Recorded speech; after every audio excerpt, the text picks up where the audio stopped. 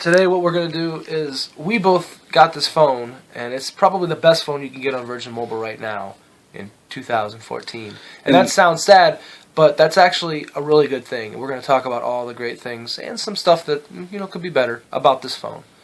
Alright, well, first thing we're going to talk about is the feel of the phone. And as you can see, the phone is very, very slick. It's wide but thin. Very light. Very glossy, as you can tell.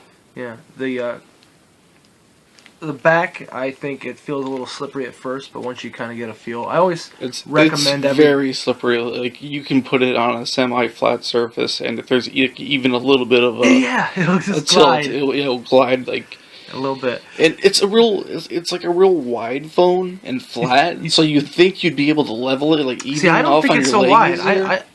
I don't feel it to be wide. It's narrow compared to how long it is. I thought. I do have to pull over further. Well, if you pull your other phone over here and show that, you'll see. Right. Look at the look at the difference between these two. Previous pretty good phone that you could get on Virgin Mobile. This was the Galaxy Victory, and you can see that this fits inside this phone. So yeah, the screen's obviously wider, much bigger. You put your hand down so everybody can see how big your hand is compared to the phones. Next toilet right there. There you go. That's the perfect size phone for a man with that size hand. Just so you all know. Okay. Yeah, we don't have the measurements, but there you go. Take a look at it. You want me to put a quarter down next to it? People like it when you use quarters. Do you got a quarter? You got a dime. That'll do it. Yeah. Here's a dime. Here's a phone. Put your hand in there so people know how big your hand is compared to a dime. Or the dime. There's the dime. See how big his hand is? That's the perfect size phone for a man with that size hand. See? According to Chris Cheatham. Fits like a glove. Okay. So, it does slide around a bit. I will say that. What I always recommend people take your phone when you first get it and do this a bit. I mean, honestly, get a really good feel for how your phone is going to feel when it falls out of your hand, because you should be able to catch it. Yeah. I always say take good care of your phone. You don't need to get a case if you take good care of your phone. A lot of people need cases because they don't take good care of their phone. TouchWiz is probably most noticeable from in your settings. The kind of customizations that Samsung has done here. They've broken the settings menu apart. So you've got some of your basic stuff in here, but then over under your connections is where you're actually going to do your Wi-Fi, your Bluetooth, data usage, which I found to be quite accurate on Virgin Mobile. Pretty much what this says, as long as you set it for the proper date that your billing cycle starts right here, it will pretty much tell you how much data you've used. And by the way, I have already exceeded my data cap. I've used 2.85 gigabytes of my 2.5 available 4G data byte. I need to check mine, definitely. I still have unlimited data, however. It has slowed down a bit, but it is still usable. That's not the phone's fault. That is just the way it is. Accounts. So, you've got that all in one section. I kind of guess that's okay. But this whole, I don't like the menu settings that Samsung does in here. I wish they would have left that all as one big thing. I know there's a lot of stuff in there, but I kind of wish they would have just left it alone. It seems a bit tedious to be jumping around. Yeah, it does. So it's most noticeable there, and it's also most noticeable up here where you can customize the quick access buttons, which is actually really cool. If you hit this edit up here, you can decide, if you click this edit right up here, you can decide which of the icons you want to have available on your notification panel at all times that you can scroll across, because these are available. So I can just drag these in and out, which I'm not going to do because I'm happy with what I have. But if you look over here, you can, when you pull this down, when you pull across here. Talk a little bit about the features that they do have, the NFC and... Yes, that is nice. So if you click up here, multi-window. You scroll over, you can turn on your NFC, which is already on.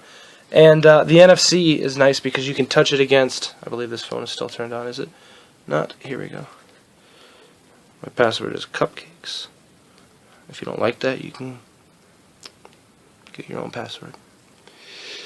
Let's see here. What are we trying to do? Turn on NFC? Yeah. Okay, you can edit this part out. I can. You can? But will I? So you go into your more settings on this old phone here, and I'll turn on the NFC. Let's show the audience. Turn your phone sideways. Oh, did you feel it? Let's let them feel it. Oh, okay. So as you can see, it's trying to. I'm going to use this YouTube video here called HTC One 8 Mobile. Here's the HTC video. I'll share it with you. We're covering the whole market today. That's right. I'll play this video and go ahead and touch your phone to mine. And as you can see, it makes it small, and I touch it, and now I'm watching it over here. And if you'll turn your screen, his YouTube is opened automatically. He did not do that. Did you do that, Chris? Did you do that? He didn't. So as you can see here, as I was saying before, you've got your quick access buttons up here. You got your brightness control, auto, and all your notifications, obviously, up here right there. A nice new feature, and just Android alone, and just you can enjoy on this phone, is let's say I'm playing a podcast that I enjoy, like the Bugle here, which I'll play for you. This is a podcast. It sure is. If you pull down from here, you've got the notifications, right? But let's say I've got a couple things going on in there, right? And there's a couple notifications. I can actually hold down on this or swipe down, and you can actually start accessing these buttons on some apps. Multi-window is another thing Chris wanted me to mention to you. We both find this very interesting, but I really tend not to use it much. As if you see here, this appears I'm trying to focus here for you. Boop, best I can. If you see there is a small tab, and when I pull this tab out, you've got multiple apps that are available, such as Chrome, YouTube, Hangouts. There we go, that's much better. And I can pull this out, so I got Chrome and it puts it on the whole screen there.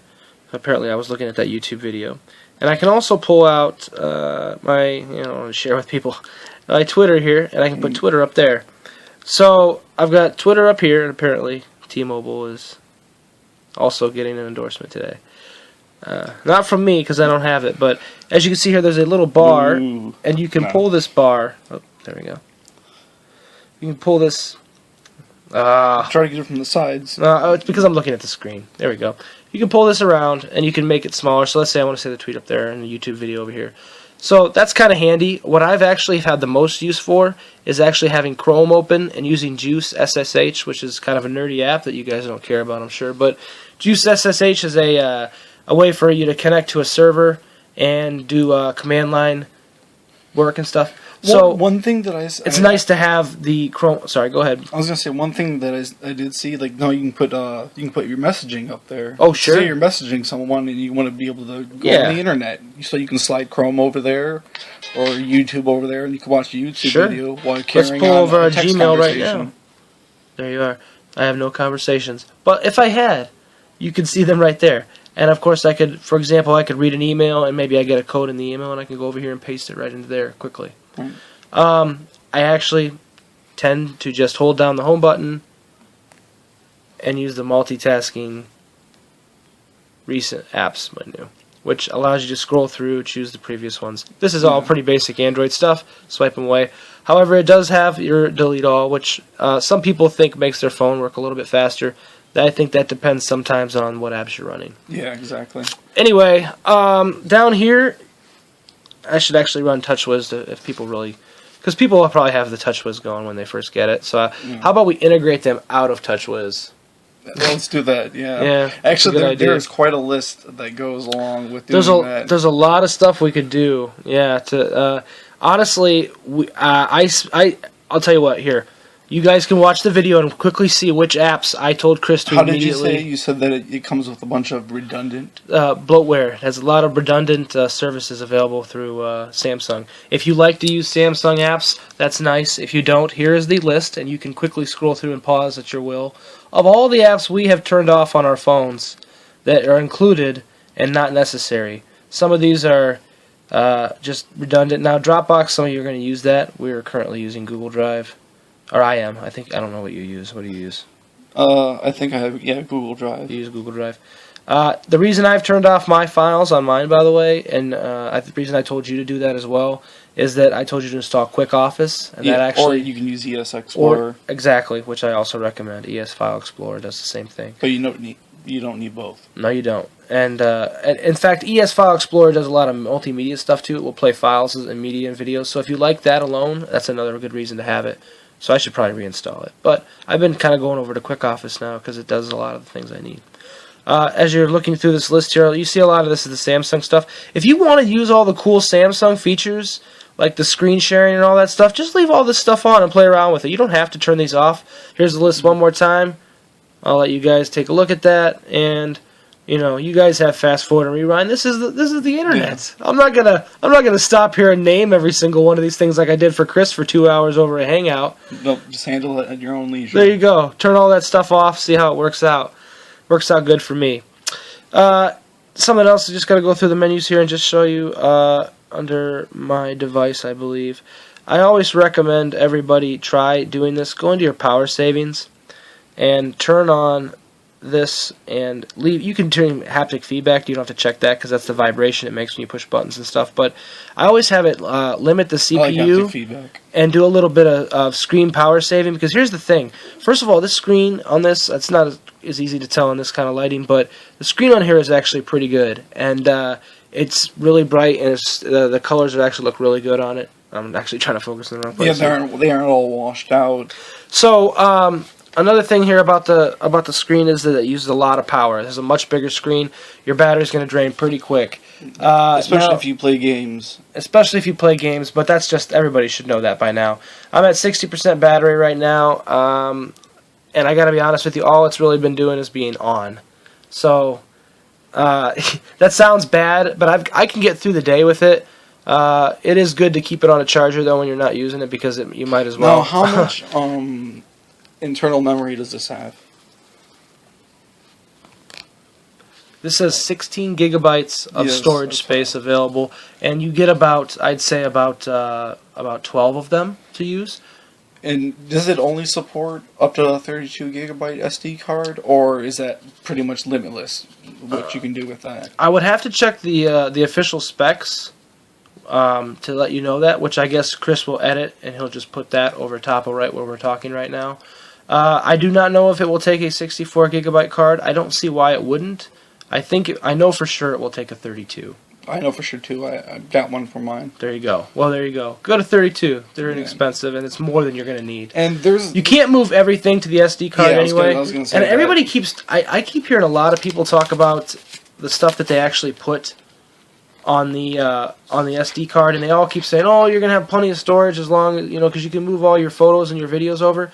I keep all of my photos on the cloud on Google Plus Photos, and I don't keep most of them on my phone then. And so then, my music is all on Google Music, and I don't really download much of it. I usually just listen to Pandora, or I listen to podcasts using Pocket Casts. But a lot of these people keep talking about, you'll have plenty of storage because you can put all that stuff on the SD card.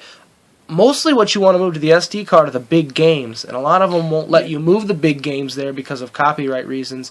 Some of the data from the games and some of the apps can be moved over to the SD card, but for the most part, you're going to be limited to that. But right now, I'm not having any problems with my 16 gig. And I have an SD card in there, and I don't even use it. I don't tell anything to go there.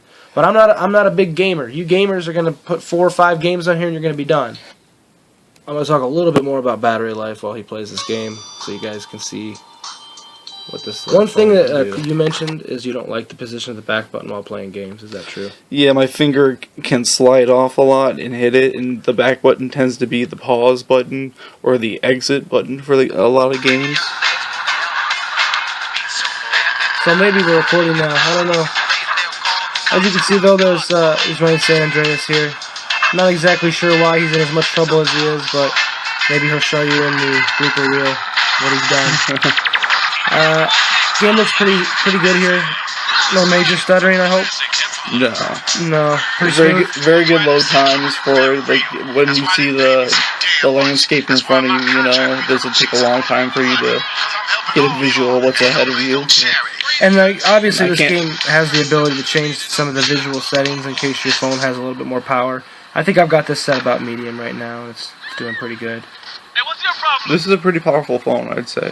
Yeah, I mean, you're sitting here playing a PlayStation 2 game on a handheld set, and it's run really well, actually. It's better than any phone I previously used. Can I have this? Of course, there are better phones, of course, but this is one of the best phones you're going to get available on Virgin Mobile right now. And it's the best upgrade that you can possibly get right now, I'd say. So I think we're done. You've destroyed everybody in the city. No, there's one right there. Oh, you had to get that one. Get in that car and get them. There's a couple of them. All right. So this has been The Drive. You can follow us at drive.fullerthrottle.com. We are now part of the Starship Network at starshipnetwork.com. So drive.fullerthrottle.com. Email us at drive@fullerthrottle.com and follow us on Twitter. We are The Drive Podcast. That is at The Drive Podcast on Twitter. Get a hold of us. Yeah, like our videos and on the YouTubes and the Facebooks and the stuff, right? Is that what people are supposed to do now? Subscribe on the... That's what the kids do nowadays, yeah. The Instagrams. They do the Yeah, Instagrams. the Instagrams. Send Instagrams of our videos to your friends on the Snapchats. Hold on, I gotta look this car real quick. Alright, here we go. There we go. Oh boy, drive.fullerthrottle.com. Ooh, absolutely. Oh! I love it when he does that.